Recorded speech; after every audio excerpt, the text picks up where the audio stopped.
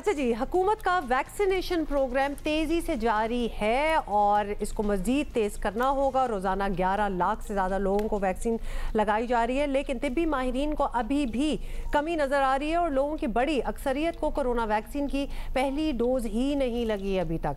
तो कुछ लोग हर किस्म की वैक्सीन लगवाने की कोशिश में हैं। मुख्तलिफ इक़साम की वैक्सीन लगवाने का कोई फ़ायदा है या नहीं, ये अभी वाज़े होना बाकी है। आपको ये भी बताएं कि सफरी पाबंदियों और सऊदी अरब की उम्रा पॉलिसी के बाद वैक्सीनेशन मुहिम में मजीद तेज़ी की ज़रूरत वाज़े है, मगर तिब्बी माहिरीन तीसरी बूस्टर डोज को गैर ज़रूरी करार दे रहे हैं। मेरा ख्याल है उनका कहने का मतलब यही है कि पहले एक एक तो लगा लें सारे, और जो मिल रही है वैक्सीन वो लगा लें। So let's not pick and choose और तीसरी पे अभी ना जाएं। So vice chancellor university of health science professor doctor Javed Akram हमारे साथ मौजूद हैं, उनसे बात करते हैं। शुक्रिया डॉक्टर साहब। डॉक्टर साहब, पाकिस्तान में वैक्सीनेशन प्रोग्राम बड़े ज़ोरों शोर से चल रहा है और हालिया दिनों में तो लोगों ने थोड़ा क्या काफ़ी शौक भी दिखाया है वैक्सीन लगवाने के लिए।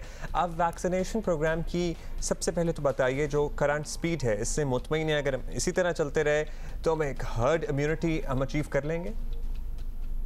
देखें जी, जो वैक्सीन प्रोग्राम पाकिस्तान में इस वक्त चल रहा है वो उसका शोर ज़्यादा है और ज़ोर कम है। उसमें हकीकत ये है कि जितने वैक्सीनेशन हमें करने चाहिए इफ़ेक्टिवली वो नहीं कर पा रहे। बहुत सारे वैक्सीनेशन सेंटर में स्पेशली सिंध में बहुत ही भीड़ लगी होती है और बहुत लंबी लाइनें होती हैं। तो जाहिर है ये इसका गवर्नमेंट को चाहिए कि इनको फैलाए और इनको शहरों से अब गांव तक लेके जाए ताकि हम जल्द से जल्द मैक्सिमम वैक्सीन लगाएं। हमारा टारगेट है 18 करोड़ लोगों को लगाना हर्ड इम्यूनिटी क्रिएट करने के लिए।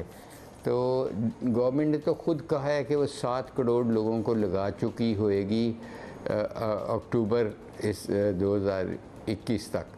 तो मेरा नहीं ख्याल कि 17 करोड़ का भी टारगेट पूरा हो, और अगर वो पूरा हो भी गया तो उसके आगे अभी सफ़र और भी बहुत है। तो जाहिर है इसको एस्केलेट करने की ज़रूरत है, लोगों के मिसपरसेप्शंस ख़त्म करने की ज़रूरत है।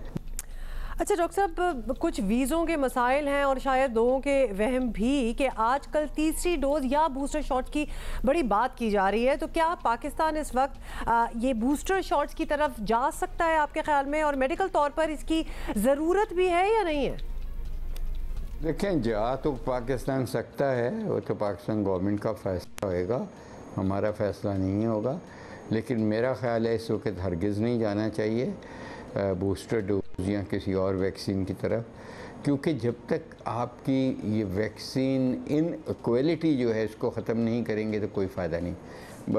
बहुत सारे तकरीबन 1.5-2 करोड़ लोग हैं जिनमें से कोई 1 करोड़ या 75 लाख को 2 डोजेज़ लग चुकी हैं, बाकियों को सेकंड डोज लगने वाली है। तो वो भी उनको ही लगनी चाहिए जो पहले लगी है। उसके बाद बहुत सारे अभी लोग पड़े हैं 80% से ज़्यादा जिनको 1 डोज भी नहीं लगी। तो बजाय आप एक इंसान को दूसरी या तीसरी लगाएं, आप पहले वो लगाएं जिनको बिल्कुल ही नहीं लगी, ताकि इक्विटेबल डिस्ट्रीब्यूशन हो और हर्ड इम्यूनिटी क्रिएट हो। एक आदमी को लगाते जाएंगे उसको कोई खास फ़ायदा नहीं होगा। अच्छा डॉक्टर साहब, आपकी राय बड़ी अहम है, जैसे कि यूके ने भी किया था कि अल्टीमेटली पहली डोज उनका टारगेट था कि प्लीज सबको लग जाए, वो तो पहले लग जाए, फिर बाद में बात होगी। अच्छा डॉक्टर साहब, लेकिन पता नहीं उस पर भी रिसर्च जाहिर है कि एक स्पेसिफिक टाइम है जिसमें सेकंड डोज लगना ज़रूरी है, बट फर्स्ट डोज तो पहुंचनी ही चाहिए सब तक। डॉक्टर साहब, आपने वैक्सीन मिक्स वाली बात भी कही कि कुछ अफराद को एक डोज कोई और लगी है, दूसरी किसी और ब्रांड की लग गई है। तो पहले ये कहा जा रहा था कि ये सूटेबल नहीं है, ये ख़तरनाक हो सकता है। अब ये राय तब्दील हो चुकी है। Is there more research available on that कि किसी को एक मॉडर्ना लगी है या दूसरी साइनोफार्म लगी है, कुछ है ऐसी रिसर्च?